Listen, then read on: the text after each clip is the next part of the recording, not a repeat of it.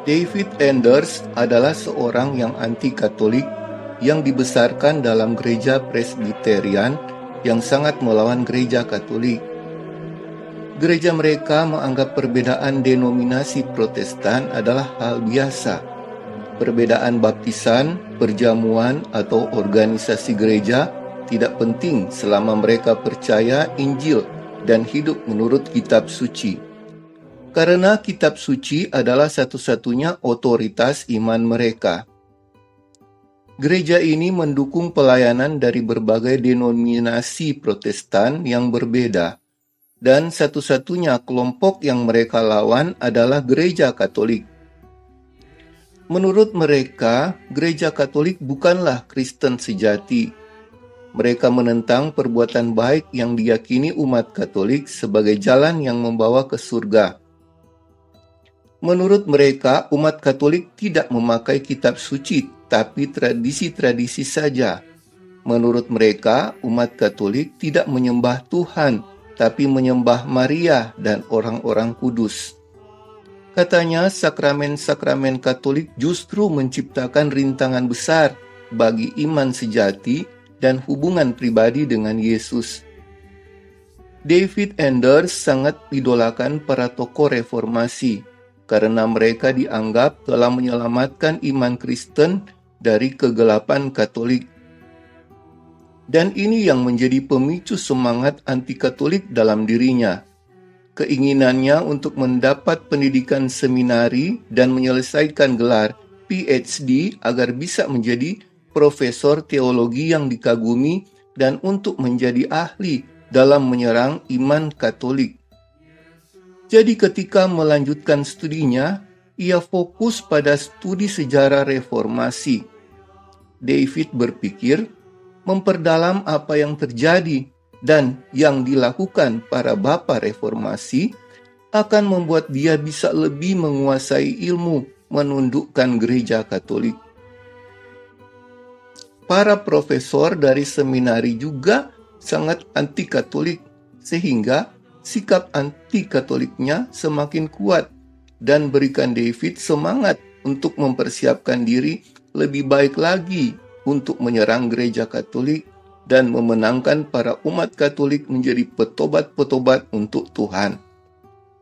David Enders berusaha memahami pikiran para pemimpin besar iman reformasi, dan ia juga berusaha memahami seluruh sejarah gereja sehingga ia bisa menempatkan reformasi pada konteksnya. Dia sangat yakin akan kemenangan Protestan di masa reformasi, sehingga dia gunakan kemenangan ini untuk mendapat kemenangan yang lebih besar lagi, mengalahkan gereja Katolik. Dia ingin menunjukkan bagaimana gereja abad pertengahan telah kehilangan iman yang benar, dan bagaimana para bapa reformasi telah berhasil memulihkannya. Kegigihan David dalam memperdalam ilmu ini bahkan mencuri banyak waktunya untuk keluarga. Dia menghabiskan waktu di perpustakaan tanpa peduli dengan istri yang terus melahirkan anak demi anak tanpa dekat dengannya. Dia membenarkan sikapnya ini karena merasa memiliki misi dan panggilan yang mulia untuk bersaksi tentang iman. Sehingga studi teologis ini adalah tugas panggilannya. Yang dipikirannya bagaimana mempertahankan dan promosikan kepercayaan itu. David Enders perdalam sejarah abad pertengahan dan gereja reformasi, serta membaca tulisan para bapa gereja dan para teolog skolastik. Dia mencoba menghubungkan para ahli dalam berbagai zaman ini dan menelitinya dalam terang kitab suci.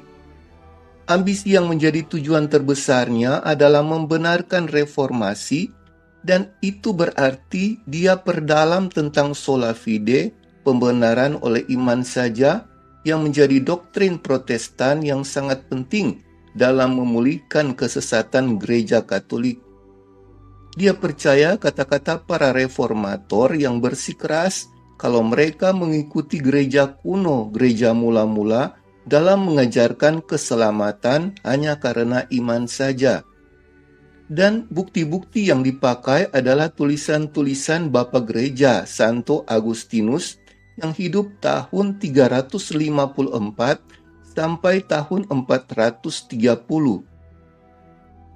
Profesor seminarinya juga katakan Santo Agustinus adalah sumber asli teolog Protestan. Memang Santo Agustinus memiliki penjelasan yang membahas tentang tulisan Paulus tentang perbuatan dan iman. Tapi celakanya, justru penyelidikan pada tulisan Santo Agustinus membuat langkah awal David Enders memasuki gereja Katolik.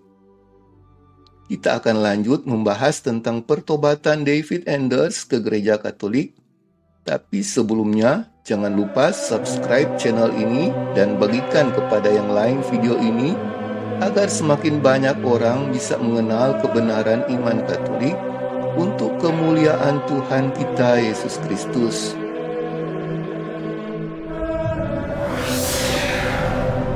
Catholic Credo Channel.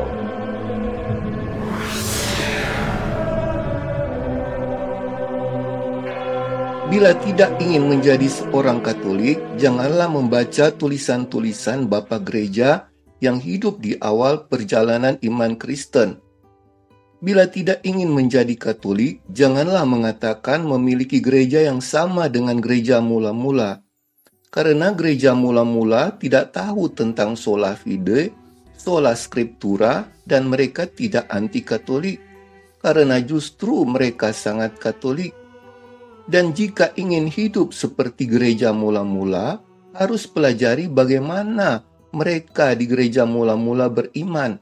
Dan begitu banyak para peneliti Kristen akhirnya bergabung dengan gereja Katolik karena gereja mula-mula sangat Katolik dan sama sekali tidak memiliki ciri-ciri Protestan.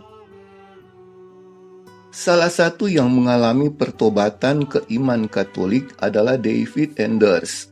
Dia ingin menjadi sejarawan Kristen dengan tujuan memperdalam sejarah kemenangan reformasi untuk semakin menundukkan gereja Katolik.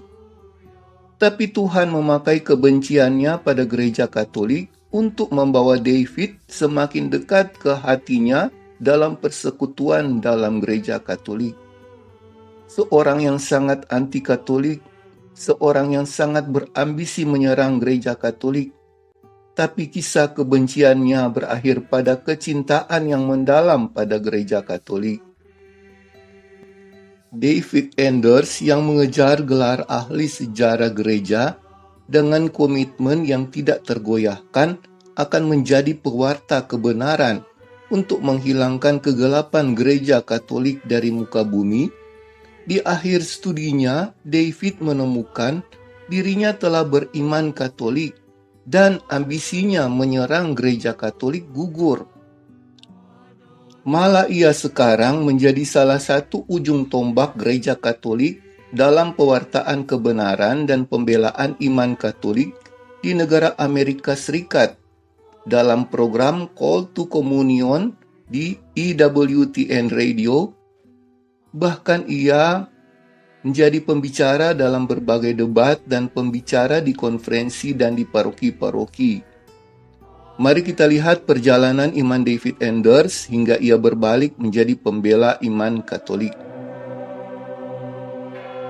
Kebenaran gereja Katolik pertama kali ditemukan David dari tulisan Santo Agustinus.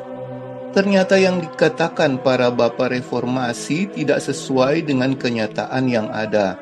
Menurut mereka, teologi reformasi sesuai dengan gereja kuno dan Santo Agustinus yang menjadi buktinya.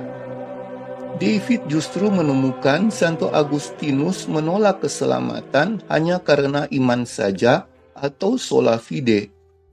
Memang benar Santo Agustinus sangat menjunjung tinggi iman dan kasih karunia. Tapi bukan berarti Santo Agustinus menolak perbuatan. Malah Santo Agustinus justru katakan iman dan kasih karunia adalah sumber dari perbuatan baik. Santo Agustinus ajarkan kita benar-benar bisa layak mendapat kehidupan kekal ketika hidup kita diubahkan oleh kasih karunia. Ini sangat berbeda dari doktrin Protestan yang sama sekali tidak mengakui peran perbuatan baik dan hanya karena iman saja kita beroleh hidup kekal. Kecewa dengan ajaran Santo Agustinus yang ternyata tidak mendukung doktrin Protestan, David coba beralih ke bapa gereja lainnya. Dia berharap bisa memiliki pemahaman yang sama dengan doktrin-doktrin Protestan, karena pasti mereka masih memiliki iman yang murni warisan para rasul. Tapi sayangnya, pencarian David akan apa yang menurutnya iman murni di zaman gereja Kristen kuno, justru bapak-bapak gereja itu kurang membantu dan sama saja dengan Santo Agustinus. Malah David menemukan dari semua bapak gereja dengan berbagai latar belakang rasul yang berbeda, tempat, bahasa, budaya yang berbeda, di benua manapun dan di abad apapun, mereka semua sama dan sepakat pada ajaran keselamatan datang melalui pelaksanaan kehidupan yang benar, dan bukan hanya iman saja.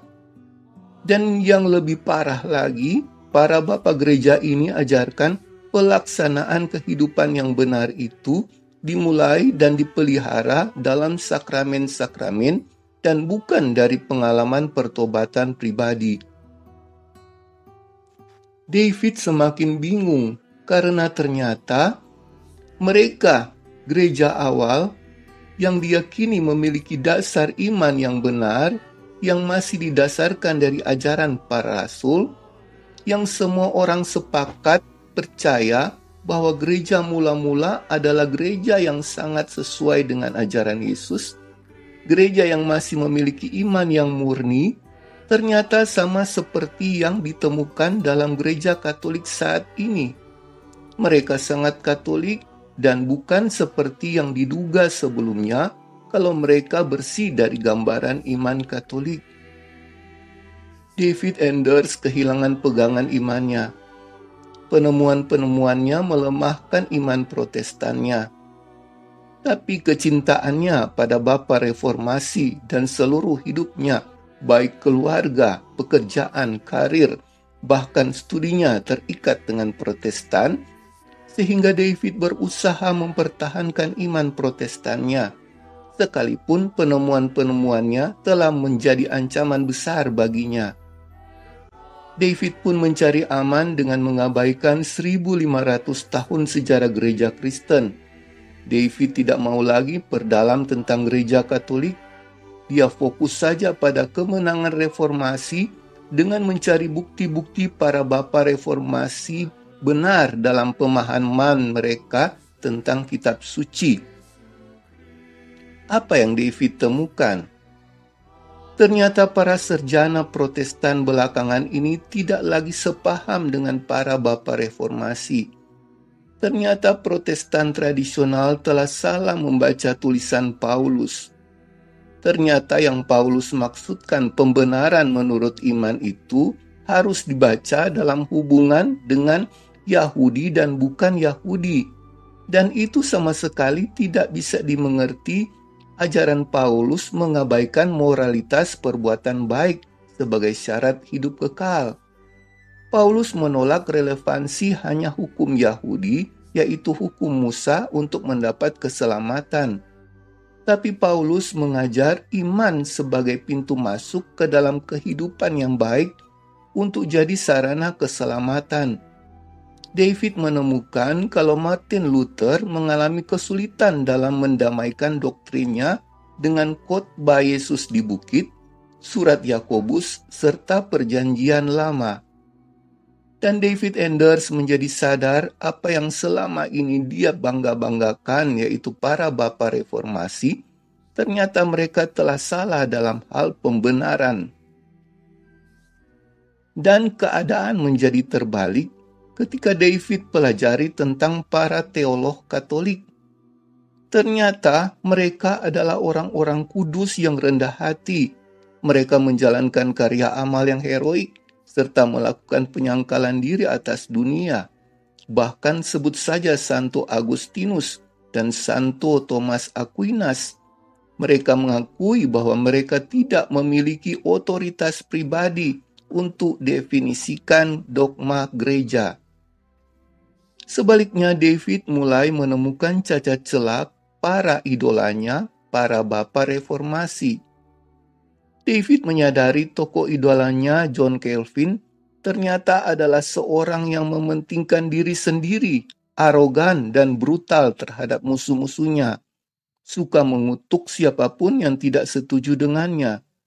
David menyadari kalau Calvin menganggap otoritas ilahi berasal dari ajarannya sendiri. Dan ini sangat bertolak belakang dengan para teolog Katolik yang hidupnya suci.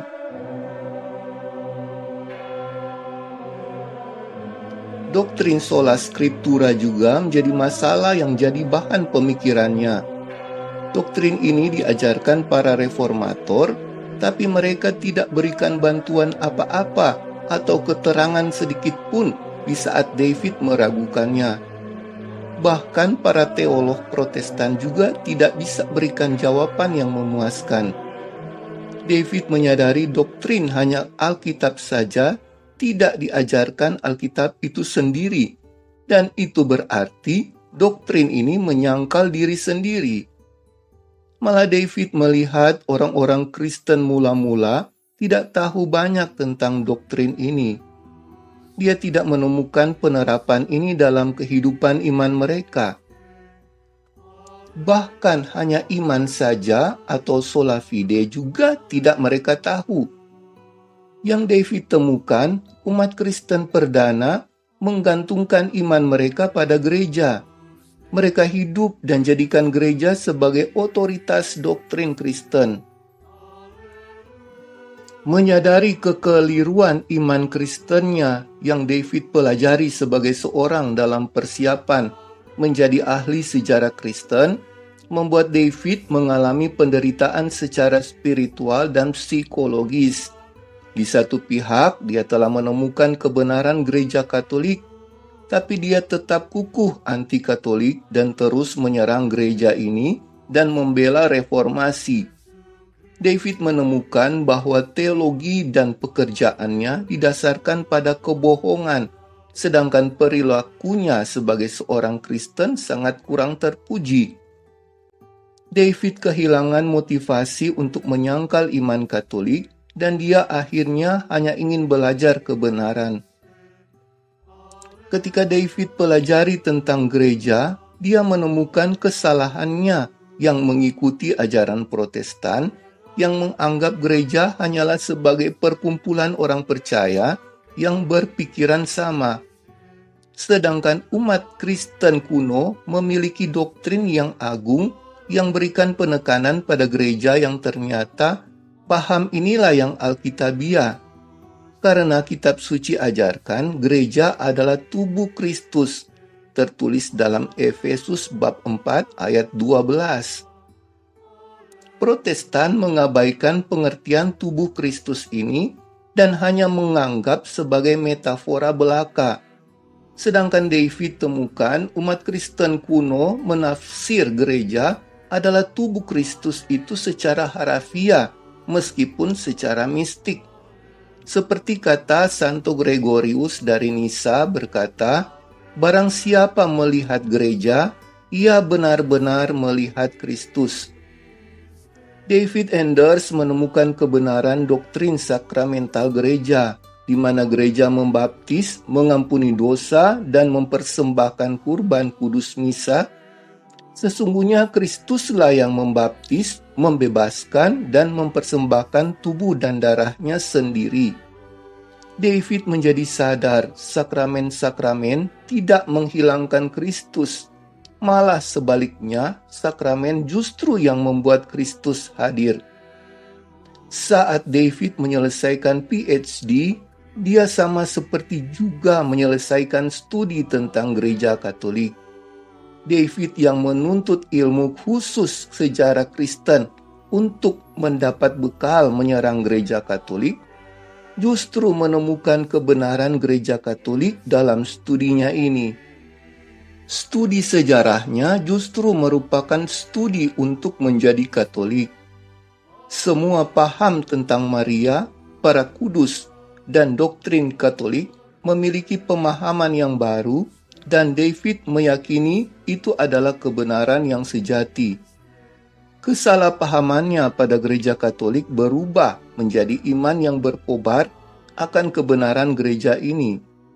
Dan sebaliknya, dia disadarkan kalau Protestan adalah kumpulan inkonsistensi yang membingungkan dan logika yang menyiksa. Dia menemukan doktrin Protestan bukan hanya tidak benar, tapi malah menimbulkan pertentangan dan bahkan tidak tetap serta berubah-ubah. Semakin dia belajar sejarah Kristen, semakin dia berpindah pemahamannya pada iman Kristen.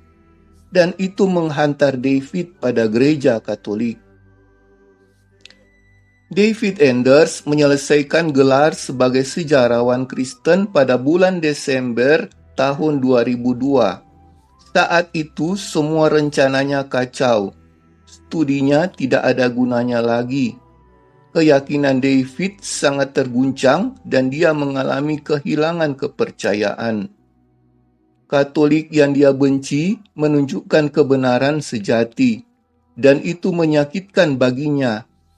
Kehilangan masa kecilnya menghancurkan hidupnya. David bawa masalah ini dalam doa, dan akhirnya David Enders percaya itu adalah kasih karunia Tuhan yang menyelamatkan dia dan keluarganya. Tanggal 16 November tahun 2003, hampir 1 tahun sesudah David mendapat gelar sejarawan Kristen, David Enders dan keluarga masuk menjadi anggota gereja Katolik. David Enders sekarang menjadi katekis, pembicara, dan penulis Katolik, serta menjadi pembawa acara program radio di EWTN Radio dalam acara Call to Communion. David Enders yang dibesarkan dalam keluarga Protestan yang berkeinginan untuk beriman yang hidup dalam Kristus dan sejak kecil memiliki antusias yang besar untuk mempelajari dan memberitakan Injil, di mana mitos tentang pemulihan Injil oleh Protestan di zaman Reformasi sangat kuat berakar dalam kehidupannya.